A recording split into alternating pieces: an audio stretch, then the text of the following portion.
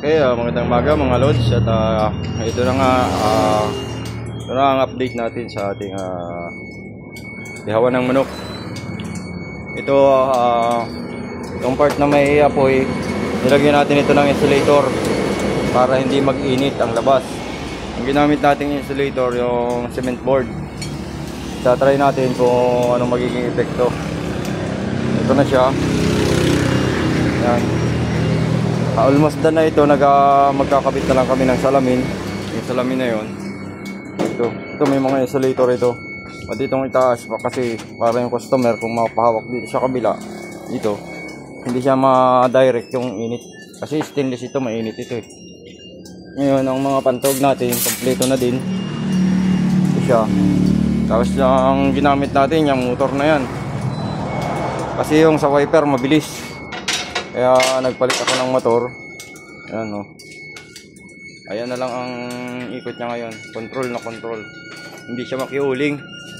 Kasi mabagal na yung ikot niya. Ayan o. 2.5 RPM. 2.5 RPM per minute. 2.5 lang ang ano niya. Mabagal na. Para hindi kailangan na habulan ng init kahit medyo tayang-tang lang. Ultro at ang luto ng manok talagang luto-luto. Hindi yung mahihilawang ka kasi pag mabilis, mandud ako mahihilawang gitna eh. Yun lang muna ang update natin dito sa ginagawa nating ihawan mga lods. At kung may tanong po tanong lang kayo at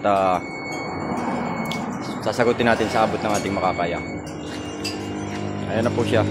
Sa mga gusto mag DIY dyan, ang mga loads natin, ito lang yung mga simpleng DIY natin ng ihawan ng manok.